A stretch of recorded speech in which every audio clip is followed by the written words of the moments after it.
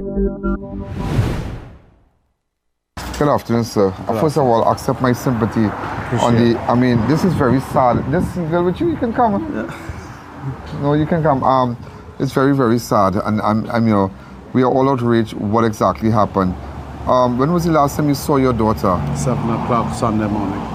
No, I realized she's just 15 years old, right? Yes. And she had some sickness. I don't want to, you know. What was the medical challenges she had? She had a symptoms called drop attack syndrome. Dropper? That's where you could get seizures. Oh, yeah, okay. Ever so often, away, yeah. If not taking medication. Right. She was autistic. Well, I think they have two sides of autistic. So she was seeing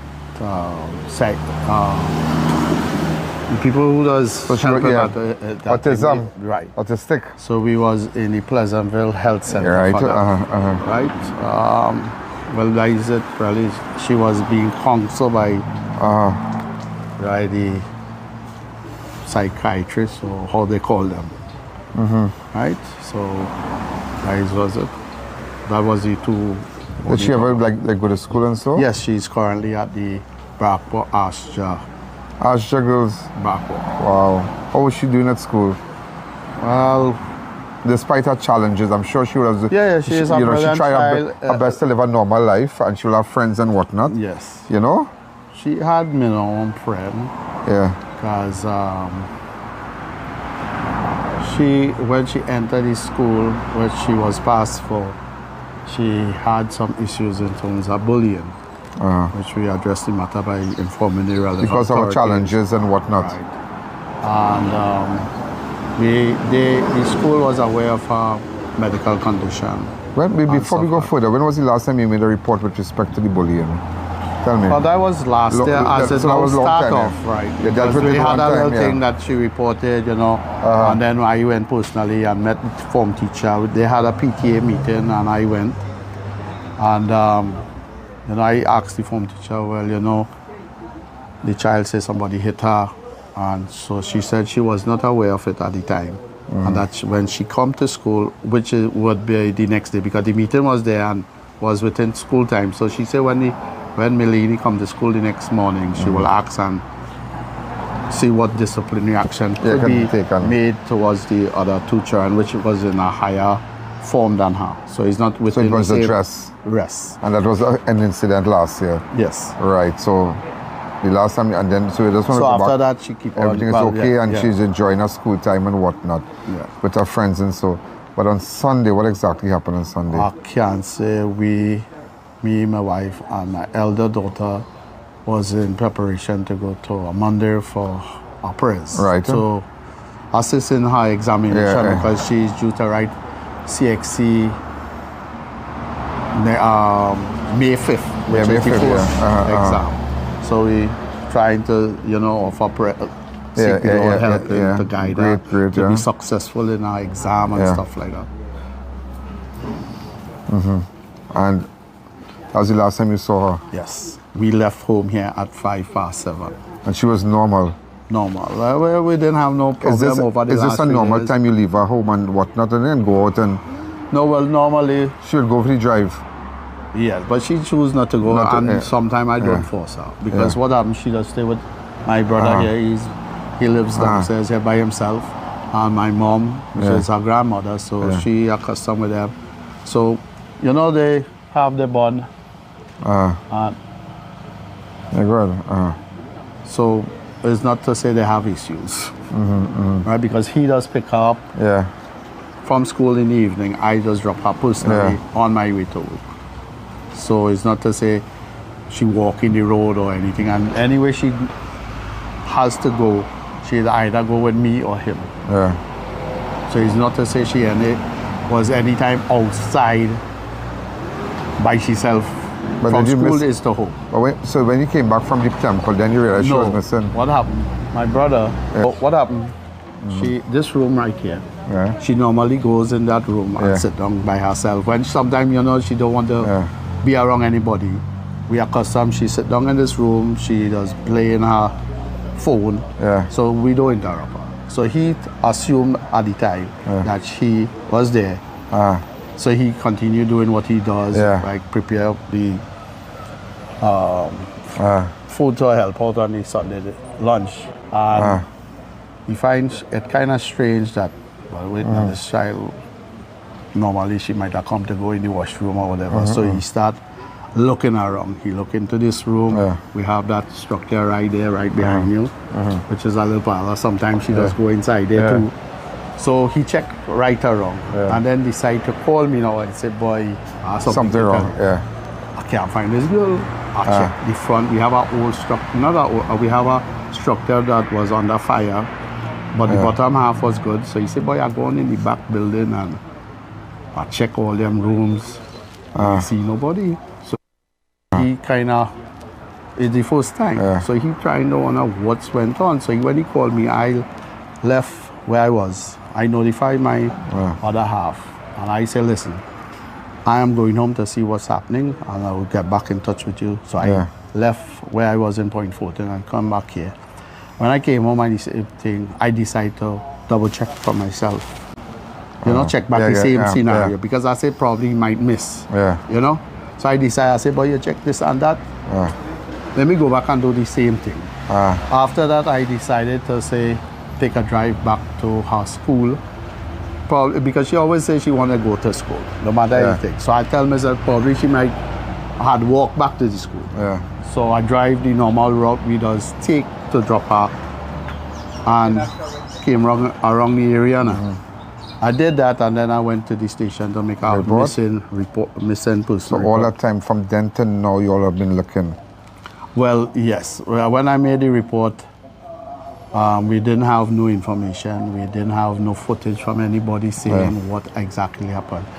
Now the company right in the back here, they don't do work on a Sunday, but they have camera footage.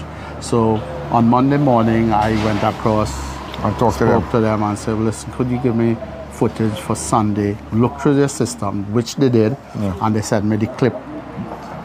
They say, what time now? I said, well, it had to be somewhere after 7. So they look at the clipping, and they sent it to me, showing where she left. What she did, she walked out there. Across, as you can see, the police officers there. She walked right there and probably gauging, right? And then she walked out. So did any car pick her up or anything? No, she walked straight down from here about probably a mile because we have footage where she passed certain residents, which I saw now, that she passed based on the person in custody, that he saw her sit down on a bridge like this before the junction. That is when you go straight down. There's the last bridge where you see a big drain, a concrete drain leading into your vehicle. I said that he met her there. So she was upset and whatever. He tried to offer some assistance. That is what he said. I wasn't there. I can't. What he did? He said he offered some assistance. He walked with her back. He bought something for her to eat. We have footage, or we see footage saying what he said in that aspect. After that, he said he'd bring her back out and give her $20. He didn't know where she going. She didn't have no money, so he offered her and gave her. If she living around here, I think? No, he didn't say that. Remember, I just telling you what I hear from the relevant authority, which is the police. So based on that, I went back canvassing again, and people was very cooperative in showing some footage. So we saw footage entering, but no footage showing actually coming out. So based on that information, I went back to the station. I informed the people them there, hey, well, we work at some footage, and the story not collaborating in terms of what somebody's in suspect. Somebody's in custody. So this is somebody's in custody. Go ahead. Right. So that is what happened. So we keep on thinking, and well, every morning they were in touch with me and stuff like that. And an officer from a different division came to assist because he dealt with them a couple years ago. He was in Child Protective Unit, and they removed him and sent him to a different operation. So he saw the footage or whatever in there. And he started to look also police. He came down himself and offered assistance. Today being Thursday. Right. What exactly went on this morning? Well, this morning we was told that there was somebody as a person. No, what happened this morning? The police had indicated that the drone division and the K9 unit was coming. So he said, boy, how long they was coming? I was told that they was coming yesterday. Nobody gave me since Sunday. Right, but the drone people, I see for myself that they really came that yesterday. Yeah. So the K9 unit didn't come. When the K9 unit is coming, they don't really want people around to distract people and whatever. Today they found the body. Well, yes, I have to say so. After doing some search, because the police came there was a large presence of police this morning plus our thing. So while canvassing one area, we happened to see them where there was. And there's on the assistance of the person who gave us the lead or give me the information that he know where the child was and to get the authority to come and deal with the person. All that was done Monday. So he offered his assistance. Yeah. We end up carrying them. He ended up carrying them with his pickup all through where he planned garden and stuff like that. And then we made arrangement with a person who has a wheel tractor was offering assistance to take them now. Instead of walking, they could go with the wheel tractor because the place is hard right now, and therefore it will be more coverage done at a faster pace and then than walking now. So the guy offers his assistance for that. Oh, okay. So you had any time to see the body to identify the body? No. I went on the location and I did not actually went where the body was found. Right. Because they was doing the investigation at the time. How you describe yourself? A very tragic incident. You ever thought that crime would really hit you like this? Never thought so. So I just see footage of people being missed through your media and social media. And as they say, it's only when it happens to you, then you know the experience people does go in. That's so terrible. You know? So she stayed in this room here? No, not stayed. She normally sits there alone. Nobody else live here except my brother. We live upstairs. Oh, you all live upstairs here? Yeah. Okay, so she live upstairs? Yeah. So she came down this She and she sister shares a room. My mom in front, we in the back. Can I see her room? We might make a good state. And okay, forget that. Yeah. But nevertheless, this is really, really terrible. This is terrible. This is really, really sad, sir. And you know what is worse? You know what is so sad is that this is a girl going Asja girls, and despite her challenges, her being a slightly autistic and whatnot, right. And she was going to write CXC. No, not that one. My bigger daughter. Your bigger daughter. Is about to write CXC. Is about to write CXC, but... Right. She's small, she's Form 2. This one is in Form 5. Yeah. Well, apparently we now break the news to my mom. She is an elderly lady, so we wanted to make sure we tell her. Yes, because she loves her granddaughter. Oh, God. You understand? I didn't want to tell her anything unless my brothers and them are around her, because she's 86 years of age, and every morning she used to be around her.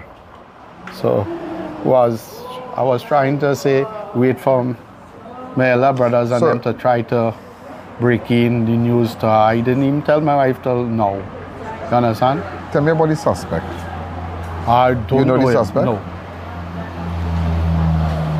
But I get to understand he had based on information. I don't quote me on that concept.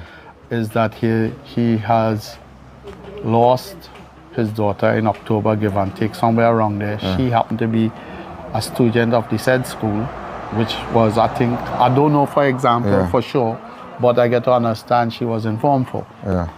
And I don't know if my daughter happened to be chatting with her and she was died. What we get to understand, that she died of cancer. That is what we get to understand, what people have said. and then he has an issue with that. Leading up, I think due to some other issues, his other half left him.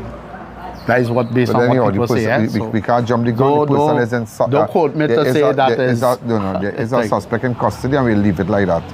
You understand? I would like to leave it like that, and that is all. Yeah. He's just assisting police, and they just leave it like that. But it's really, really sad. And imagine this girl. She attends Astra, right? Yes, sir. And you know, and it just goes to show, despite whatever challenges she had that discipline to go to school. She would have friends, people, all her friends would talk to her and whatnot and thing, and it was so nice. And I mean, to find this girl body under these circumstances is terrible. It's really, really terrible. But I realize the police is here. You have a high presence of police who wants to speak to you, and you know. Well, the police. How do you call them? Social services. Yeah, the social services department. Yeah, will come and talk to you all, and you know, for counseling and whatnot, and that's nice, and that's really, really good. I'm very glad to have the the inspector here. Assistant superintendent of the area. ASP. Yeah, the ASP said his social. What's the ASP name for your area? I know. I can't remember now. To be honest with you, you might told me. Yes, he lives Rochard Road. Yeah, I know. But what happened is that you will tell my name now, but I will, in a split second after talking, others have a tendency to forget the name now. All I can tell you, thanks for talking to us. And no problem. It's just, when we talk to people like you, victims like you, it brings a certain degree of awareness to persons who might have children who are the same situation, you know, same ailment and challenges, and it brings that awareness that it can happen to anybody. I mean, this is a beautiful home. You live in a very nice area. Ministry of Agriculture Forestry Division. I am based at the San Fernando Hill. You're Ministry of Agriculture, a government worker, and it's just terrible. It's really, really terrible.